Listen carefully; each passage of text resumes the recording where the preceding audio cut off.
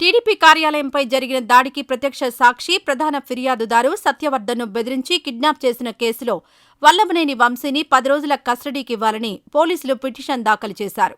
ఈ పిటిషన్పై Vijayawada SC ST కోర్టులో ఇవాళ విచారణ జరగనుంది.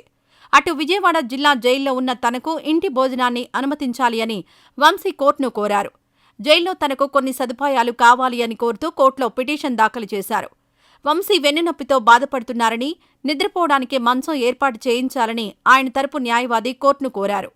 అదేవిధంగా ఆరోగ్య కారణాల రీత్యా ఇంటి నుంచి భోజనాన్ని అనుమతించాలని విజ్ఞప్తి చేశారు. దీంతో పాటు బెయిల్ మంజూరు చేయాలని మరో పిటిషన్ దాఖలు చేశారు.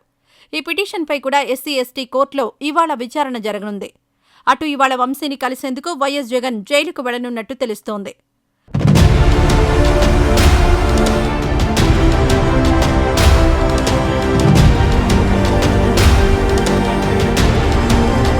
రియల్ ఎస్టేట్ వ్యాపారి గన్నవరం పీఎస్సీఎస్ మాజీ అధ్యక్షుడు కాసర్నేని వెంకట పాండురంగారావు ఇచ్చిన ఫిర్యాదు ఆధారంగా 2024 జనవరి 21న గన్నవరం పోలీసులు నమోదు చేసిన కేసులో తనకు ముందస్తు బెయిల్ మంజూరు చేయాలి అంటూ మాజీ ఎమ్మెల్యే వల్లభనేని వంశీ నిన్న హైకోర్టులో పిటిషన్ దాఖలు చేశారు. పాండురంగారావుపై జరిగిన దాడి ఘటనతో తనకు సంబంధం లేదు అన్నారు. రాజకీయ కారణాలతో తనను ఈ కేసులో నిందితుడిగా చేర్చే అవకాశం ఉంది అన్నారు. అందువల్ల ముందస్తు బెయిల్ ఇవ్వాలని కోరారు. మరోవైపు గన్నవరం టీడీపీ కార్యాలయంపై దాడి కేసులో మరో 3 లొంగిపోయారు. గన్నవరం మాజీ ఎమ్మెల్యే వల్లభనేని వంశీ కేసులో బాధితుడు ముదునూరి సత్యవర్ధన్ వాంగ్మూలాన్ని కోర్టు నమోదు చేసింది. అందరినీ బయటకు పంపి ఏకాంతంగా 2 గంటల పాటు విజయవాడ 2వ అదనపు జూనియర్ సివిల్ జడ్జి కోర్టులో న్యాయాధికారి అప్పారావు ఆయన వాంగ్మూలం నమోదు చేశారు. పోలీసులు సత్యవర్ధన్ను కోర్టుకు తీసుకువచ్చారు. మధ్యాహ్నం తర్వాత ఆయనను న్యాయాధికారి పిలిచారు.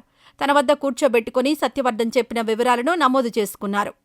ఈ వీడియో నచ్చితే లైక్ చేయండి. అలాగే మా ఛానల్ ని ఫస్ట్ టైం కనుక చూస్తున్నట్టయితే ఇప్పుడే సబ్స్క్రైబ్ చేసుకుని పక్కనే ఉన్న గంట సింబల్ ని యాక్టివేట్ చేసుకోండి. అప్పుడే మేము పెట్టే ప్రతి వీడియో మీకు నోటిఫికేషన్ గా వస్తుంది. అలాగే ఈ వీడియో పూర్తిగా చూసినందుకు ధన్యవాదాలు.